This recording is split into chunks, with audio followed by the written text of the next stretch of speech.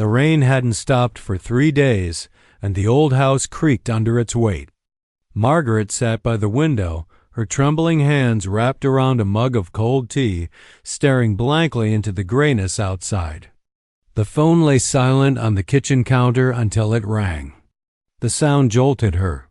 She reached for it, her heart already pounding. As if she knew what was coming, it was the doctor. The words came slowly. Everyone slicing through her chest. It's stage 3 lymphoma. Margaret's mind went blank. She could barely hold the phone. The room tilted, her breath caught somewhere between disbelief and terror. She whispered the same word again and again. No. No, not my boy. Ethan was only 28. A good kid, bright, funny, and full of plans. He had just started his own small business repairing motorcycles, a dream he'd nurtured since childhood. Life hadn't been easy for them since Margaret's husband, Robert, died of a heart attack 5 years earlier, but she had managed. Every penny she earned as a school librarian went toward keeping the house and helping Ethan chase his dreams. He was her reason to keep going, the only family she had left. Now, the doctors were talking about chemotherapy, surgery, hospital stays, words that all meant one thing: money. A lot of it. That night, Margaret sat at the kitchen table long after Ethan had gone to bed. She stared at the bills spread before her, the figures swimming in and out of focus. Her hand shook as she wrote down the number her insurance company had given her. It wasn't enough. It would never be enough, but there wasn't even a question in her mind. She would find the money somehow. Mothers don't give up. Not when their child's life is on the line. Within a week, Margaret had sold her late husband's watch, her wedding ring, and the small set of antique furniture she'd inherited from her parents. The house, her last piece of security, was mortgaged. When the bank officer asked her if she was sure, she only nodded. "It's for my son," she said softly. "He's going to live." The treatments began. Long, exhausting days at the hospital followed endless hours of waiting rooms that smelled like antiseptic and fear. Ethan's once strong body weakened before her eyes. He lost his hair, his appetite, and his smile. Margaret tried to stay strong, but every night she would sit alone in the car before driving home, crying silently into her hands. Still, she refused to let despair win. She decorated his hospital room with pictures of their old vacations, faded snapshots of beaches and laughter. She brought him homemade soup he rarely touched but always thanked her for. And she prayed? She prayed in the hallways, in the parking lot, in the shower, whispering bargains into the universe. "Take everything I have, just leave him to me." There were moments when hope flickered, like the time Ethan managed a weak smile and said, "You're not getting rid of me that easily, Mom." She had laughed, her eyes wet, clutching his hand as if her will alone could keep him alive. Months passed. The medical bills piled higher, but she pushed them aside. The only thing that mattered was Ethan's next scan, his next treatment, the next chance. Friends told her she was destroying herself, but Margaret barely heard them. A mother's love doesn't have boundaries. It only knows sacrifice. Then came the night when the doctor called her into the hallway after a round of tests. He was smiling, a tired, careful smile, but a real one. "He's responding," he said. "The tumor's shrinking." For the first time in months, Margaret let herself breathe.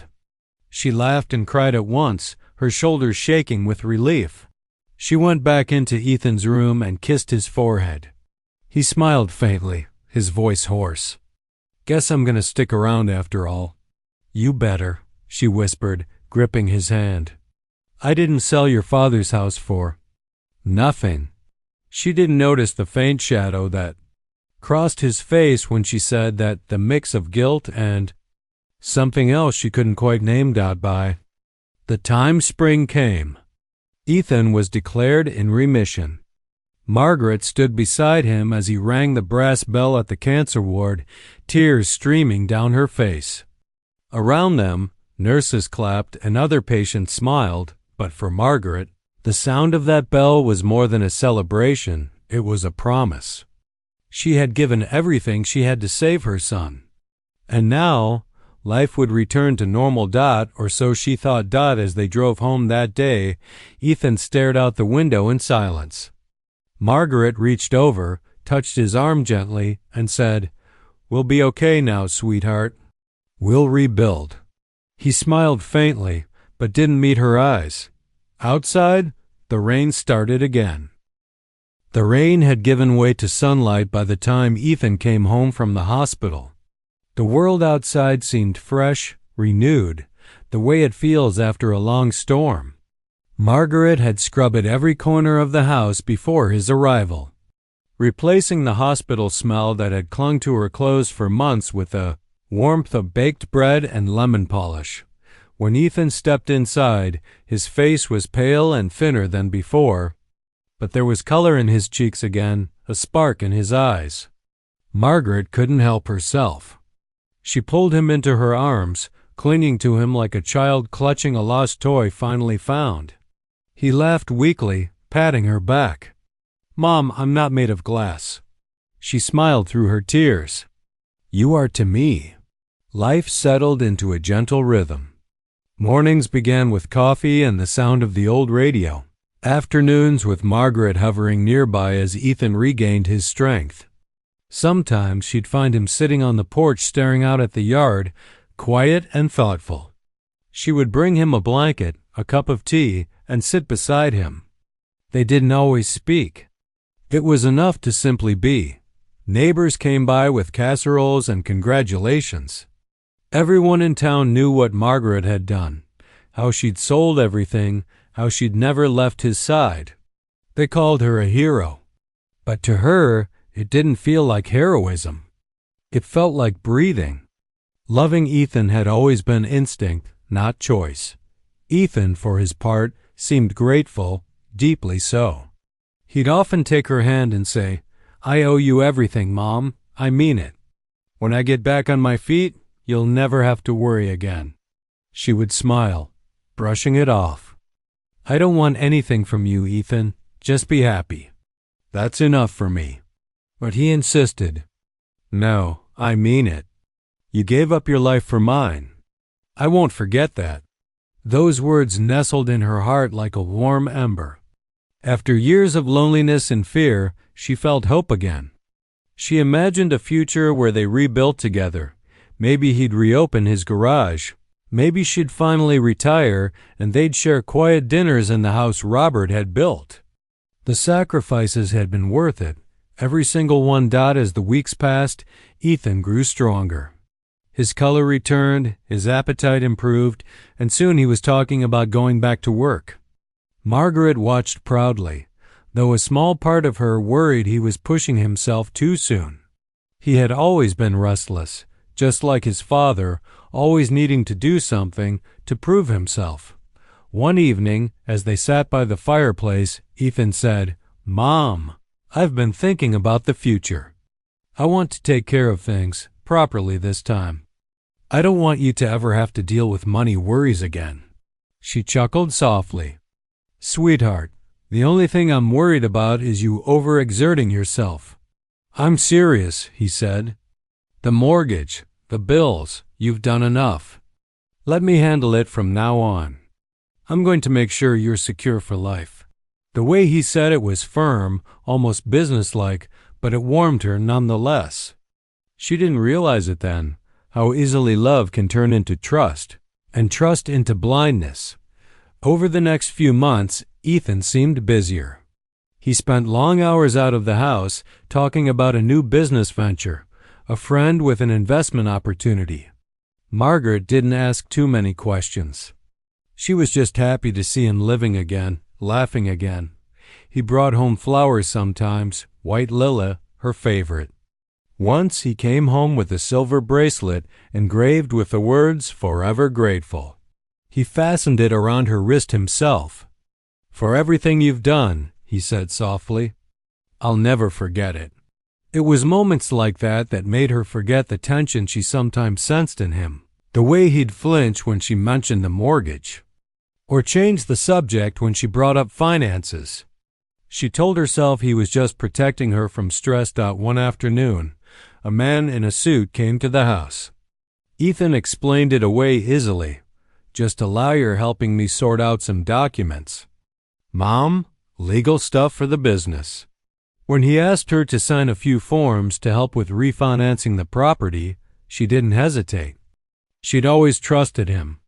After all, hadn't she just fought heaven and hell to keep him alive? She signed where he pointed, not even reading the small print. That night, as she tucked the papers away, Ethan sat beside her, taking her hand in his. "You'll never have to worry again," he said, his voice soft but distant. She smiled. "I never did. I have you." He didn't reply right away. Instead, he looked into the fire, his jaw tight, his eyes shadowed by something she couldn't name. In that quiet room, with the soft crackle of the flames and the hum of the night outside, Margaret felt something stir, the faintest ripple of unease. But she pushed it away. Her boy was alive. That was all that mattered. If only she had known that survival wasn't the end of their story, it was the beginning of her heartbreak. By the time summer rolled around, Ethan had become a different person. The boyish gentleness that once defined him, the quick smile, the easy laughter had faded into something quieter, harder. He was healthy again, stronger than ever. But there was a new sharpness in his tone, a restless impatience in his movements. As though he had outgrown the life that had once sustained him. At first, Margaret didn't notice. She was too busy being grateful. Every morning she still woke up whispering a prayer of thanks for his recovery. She made his favorite breakfasts, fussed over his clothes, and tended to the flowers in the garden he used to play in as a boy. Her days revolved around him, just as they always had. But Ethan's days no longer revolved around her. He started spending more time away from home. He joined new business partners, went to dinners she wasn't invited to, and came home late smelling of expensive cologne. When she asked where he'd been, he would sigh and say, "Mom, I'm building a life again. I can't stay in this house forever." Margaret would smile, pretending not to be hurt. "Of course, sweetheart. I understand." But she didn't. She couldn't understand how quickly he seemed to be moving away from her emotionally, physically, and even morally. He had survived death itself, yet somehow he seemed less alive to her than before. One afternoon, she found a woman's scarf draped over the back of the couch. It smelled faintly of perfume, sweet, youthful, and unfamiliar. When she asked Ethan about it, he just shrugged. "That's Jessica's. She's been helping me with the new business. She's great with finances." Margaret smiled politely, but her heart sank a little. She hadn't met this Jessica. She wasn't sure she wanted to. In the weeks that followed, Jessica's presence seemed to fill the house even when she wasn't there. Ethan spoke of her constantly, her ideas, her charm, her vision. Margaret tried to be happy for him, but she couldn't shake the feeling that something in their bond was slipping away. Then came the talk about responsibility. "Mom," Ethan began one evening over dinner, "I've been thinking about the house. You're still paying off the mortgage, right?" "Yes," she said slowly. "But it's under control." He shook his head. "No, Mom, it's not. You've done enough. Let me handle it. The loan's under my name now anyway, and with my income, I can pay it off faster." Margaret frowned. "Under your name?" He hesitated, then smiled quickly. "Just a technical thing from when we refinanced. You signed those papers, remember? It's just easier this way." Her stomach tightened. She remembered signing something months ago, the day the man in the suit had come by. She hadn't thought twice about it then. Ethan had said it was for the business. He reached across the table, his tone soothing. "Mom, it's all taken care of. I promise you, I'm doing this for us. For your future." And just like that, her doubts dissolved. He had been through so much. He deserved her trust. Besides, he was her son, her only son. But over time, subtle changes began to surface. Letters from the bank stopped coming to her. Ethan began handling all the bills. When she asked about them, he would dismiss her with a distracted wave. "Don't worry about that stuff anymore, Mom. You've earned a break." A break. The word stung, though she couldn't explain why. Then, without warning, Ethan announced that Jessica would be moving in. "She's staying here?" Margaret repeated, stunned. "Temporarily," he said, his tone firm. "We're engaged. We need space to plan the wedding and get things in order. The house is big enough for all of us." Margaret nodded numbly, trying to hide the hurt. She had always dreamed of the day Ethan would marry, of welcoming a daughter-in-law into the family. But she hadn't imagined it would feel like being replaced. Once Jessica moved in, everything changed. She was polite at first, but distant her smiles never quite reached her eyes. Slowly, she began rearranging the house, moving furniture, redecorating rooms, even taking down the old family photos that lined the hallway. When Margaret protested, Ethan's patience snapped. "Mom, please. This is our home now. Don't make this harder than it needs to be." Our home. The word struck her like a slap. Late one night, when the house was quiet, Margaret wandered into the study. She opened a drawer and found a stack of legal papers bearing her son's name deeds, bank statements, documents she didn't understand. But what she did understand made her blood run cold. The house was no longer in her name. She stared at the papers until the words blurred. The air around her felt heavy, suffocating. She sank into the chair, her hands trembling, as the truth began to sink in. She had given up everything to save him. And now, somehow, he had taken everything she had left. Outside, the wind rose, rattling the old windows. The shadows on the walls seemed to move like ghosts whispering. Warning. Margaret pressed a hand to her chest, feeling her heart pound. Somewhere deep down, she knew this was only the beginning of the betrayal. The day it all came crashing down began like any other quiet, unremarkable, deceptively ordinary. Margaret was in the kitchen making tea when she heard the knock at the door. Ethan was out, and Jessica was still asleep upstairs. Wiping her hands on a towel, Margaret opened the door and froze. A man in a dark suit stood on the porch, holding a clipboard.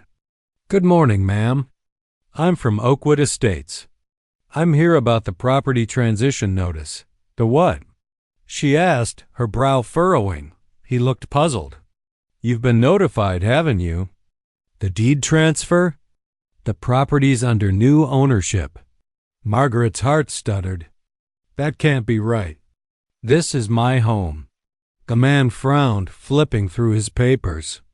"Ma'am, according to the county registry, this house now belongs to Mr. Ethan Hayes."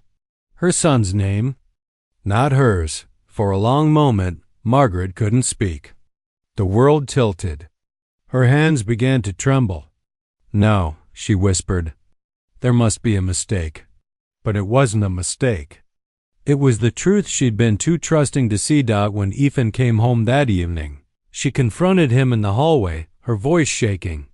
"Why did someone from Oakwood Estates come to the house today?" "He said you own it." "That you?"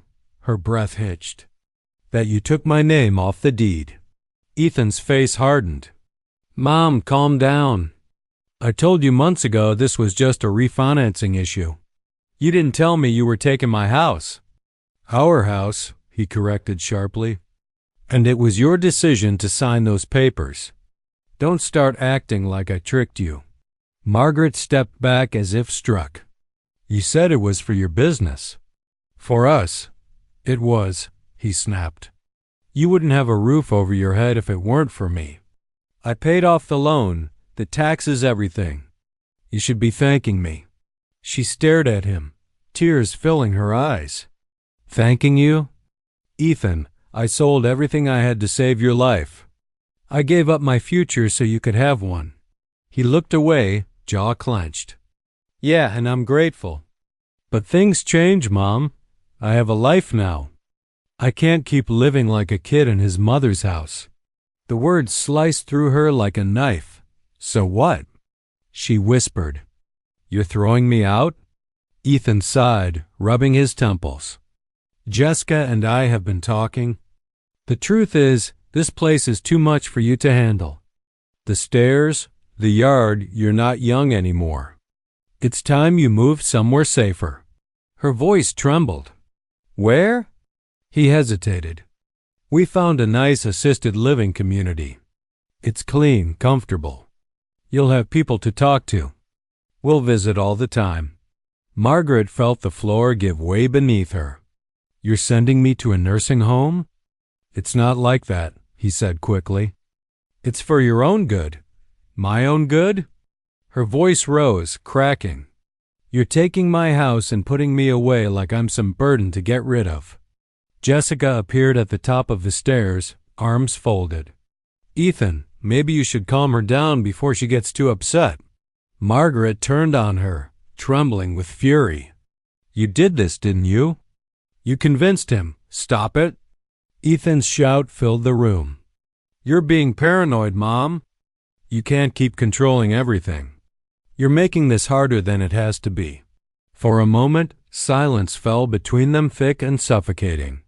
The only sound was the faint hum of the refrigerator and the distant ticking of the old wall clock. Margaret looked at her son, the boy she had cradled through sleepless nights, whose fevers she had soothed, whose tears she had wiped away. She barely recognized him now. His eyes, once so warm, were cold and distant. Ethan, she whispered, her voice breaking, how could you do this to me? He didn't answer. Instead, he turned and walked away, muttering, You'll thank me someday. That night, Margaret didn't sleep. She wandered the empty house in the dark, her fingers tracing the familiar walls, each one echoing a lifetime of memories. The laughter, the birthdays, the late-night talks, all of it belonged to her. And yet, by her own hand, it was gone. 2 weeks later, a moving truck appeared in the driveway. Ethan helped the men carry out her boxes, avoiding her eyes. He had already packed most of her things himself. When they arrived at the facility, as he called it, he kissed her cheek mechanically. It's for the best, Mom. You'll see. Margaret stood by the window as he drove away, the silver car disappearing down the long road. The sunlight glinted off her bracelet, the one he'd given her, engraved forever grateful. The words burned now. In that moment, the full weight of her betrayal settled in. She had given him life twice, once at birth and once when she saved him from death. But now, standing alone in a sterile room that smelled of bleach and loneliness, she realized he had taken hers in return. Her son had survived. And somehow, she was the one left dying inside. The days at the nursing home blurred together, one long stretch of beige walls, muted television chatter, and the faint smell of disinfectant that never left the air. Margaret sat by the window most mornings, staring at the garden below. The flowers were bright enough, planted neatly in rows by the staff, but to her they looked lifeless, orderly, controlled, and sad. Like her dad, it had been 3 months since Ethan brought her here. 3 months since she'd stepped foot in the house she had built with her husband, the one she'd thought would always be her final home. Now her world had been reduced to a single room, a twin bed, and a handful of strangers who shuffled past her door. At first, she told herself it was temporary, that Ethan would realize his mistake, come for her, apologize, and bring her home. But weeks turned into months, and her phone stayed silent. He visited once, just once. He brought her a box of pastries and a polite smile, the kind you offer a distant relative at a funeral. Jessica didn't come with him. Are you settling in, okay? He asked, glancing around the room. She wanted to scream, No, I'm not okay. This isn't my home. You threw me away like an old shoe. But instead, she forced a smile. I'm fine, dear. How's the house? He hesitated. It's good. We're renovating. Making it more modern. Renovating. The word twisted in her chest. She pictured strangers painting over her memories, replacing the wallpaper she and Robert had hung by hand, throwing out the old rocking chair where she'd once held Ethan as a baby. Before leaving, Ethan pressed an envelope into her hand. "For your expenses," he said. "And don't worry, Jessica and I will visit again soon." They never did. Margaret opened the envelope later that night. Inside was a single $50 bill. Nothing else. That was the night she cried, not the soft, quiet tears she'd shed before, but deep, wrenching sobs that shook her frail body. It wasn't just about losing her home or her son. It was about losing herself. She had spent a lifetime being someone's mother, someone's wife, someone's caregiver. Now, stripped of everything, she didn't know who she was anymore. For a while, she stopped talking to the other residents. She moved through her days like a ghost, polite but distant. The nurses pitied her. The others barely noticed her. Until one afternoon, a woman named Nora sat beside her in the lounge. Nora was in her 70s, sharp-eyed and witty, with silver hair she refused to cut. She had been a journalist once before a stroke left her partially paralyzed. "You're new," she said, eyeing Margaret. "You have that look." "What look?" "The look of someone who's been thrown away." Margaret flinched. "That's not," Nora waved a hand. "Don't bother lying. We all end up here for the same reason. Someone decided we were inconvenient." Her bluntness stung, but over time, Nora became her only friend. They spent hours talking about their pasts, their regrets, their small rebellions like sneaking cookies before dinner or switching the television channel when the nurses weren't looking. It was Nora who finally asked the question no one else had. "Did you sign the house over to him willingly?" Margaret hesitated. "He said it was for refinancing. I didn't read the papers. I trusted him." Nora's expression hardened. "Then he conned you. You could fight that, you know." "Fight?" Margaret almost laughed. "I can't even leave this building without permission." Nora smiled faintly. "Then start with that." Those words planted something inside her, a spark she hadn't felt in months. That night, Margaret pulled out the small box where she kept her old documents, hospital papers, insurance slips, a few receipts. She studied them carefully, tracing the signatures, the dates. The memory of the day she'd signed those forms came flooding back. The man in the suit, the rushed explanations, Ethan's reassuring voice. It wasn't just betrayal. It was manipulation. With Nora's help, she called a legal aid hotline. Her voice shook as she told her story, half expecting to be dismissed. But the young woman on the other end listened quietly, then said, "Mrs. Hayes, what your son did might qualify as coercion and fraud. If you can prove it, we can help you get your house back." Margaret's heart pounded. For the first time in a long while, she felt something like hope. Over the next few weeks, she gathered everything she could: copies of old mortgage statements, bank notices, and letters from the nursing home. Each piece of paper was a small victory, proof that she hadn't imagined it all. She worked quietly, carefully. She didn't tell Ethan. She didn't even tell the staff. But every time she picked up the phone to speak to the legal team, she felt stronger. One morning, as she watched the sunlight pour through the window, she whispered to herself, "He took everything from me, but he won't take my dignity." In that moment, Margaret wasn't just a mother betrayed, she was a woman rediscovering her will. The same strength that had once fought death for her son was now fighting for herself. The battle wasn't over. But for the first time in years, she wasn't afraid. The morning of the hearing dawned cool and gray, the kind of day that felt heavy with unspoken meaning.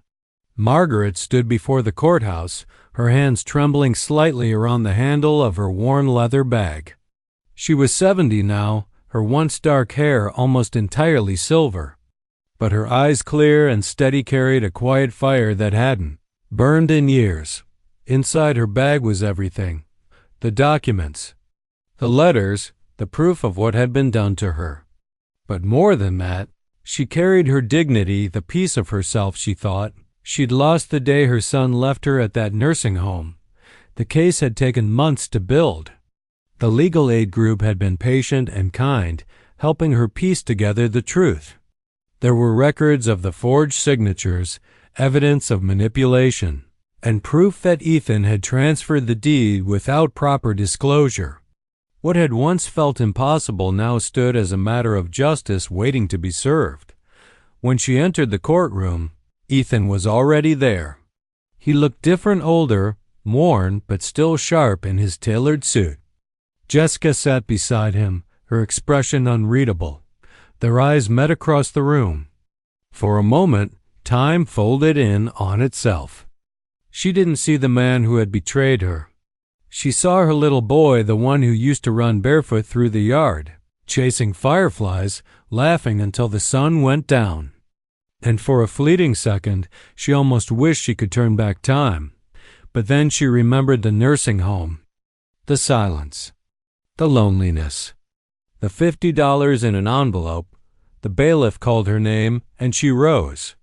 Her lawyer guided her to the stand.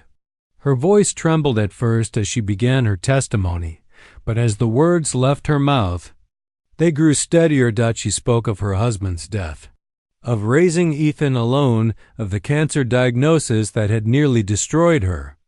She told them how she had mortgaged her home, sold her possessions, and sacrificed everything to save her son's life. Then, softly, she told them how he had repaid her by taking her house and locking her away. The courtroom was silent except for her voice. Even the judge leaned forward slightly, listening. When it was Ethan's turn to speak, his confidence faltered. "I didn't mean to hurt her," he said. "I thought I was doing what was best. She's old. She couldn't manage the house anymore. I was just trying to help." Margaret looked at him quietly. "By taking everything I owned?" He turned away. "You don't understand, Mom. The house was falling apart. You couldn't live there alone. And I was busy?" She interrupted gently. "Building your new life?" He fell silent. Jessica shifted uncomfortably beside him, her eyes flicking toward the judge. The proceedings continued for hours, but by the end, the evidence was undeniable. Ethan had coerced his mother into signing away her property under false pretenses. His lawyers tried to argue intent, that he hadn't meant to defraud her, but the documents spoke for themselves. When the judge finally ruled in Margaret's favor, the courtroom fell still. The words washed over her like rain after a long drought. The court recognizes the property transfer as fraudulent. Full ownership of the residence is hereby restored to Mrs. Margaret Hayes. For a long moment, Margaret couldn't move. Then she felt a tear slide down her cheek, not of sorrow this time, but of release. Ethan slumped in his chair, pale, defeated. She looked at him once more, not with anger, but with the weary tenderness only a mother could still feel. "I saved your life," she said softly, "and I would do it again. But you'll have to live with what you did." He didn't answer. Outside, the air was bright and cold. The sky had cleared, and sunlight glinted off the courthouse steps as she walked out, her lawyer beside her. For the first time in years, Margaret felt light, free. The house was hers again, but when she returned to it weeks later, she realized something unexpected. She didn't want to stay. The memories there were too heavy, the ghosts too loud. Instead, she sold it and donated a large part of the proceeds to a cancer foundation. The rest she used to buy a small cottage by the coast.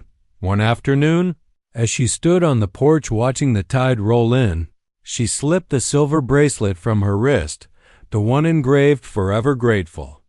She laid it gently on the sand and let the waves carry it away. "Goodbye, Ethan," she whispered. not with bitterness, but with peace.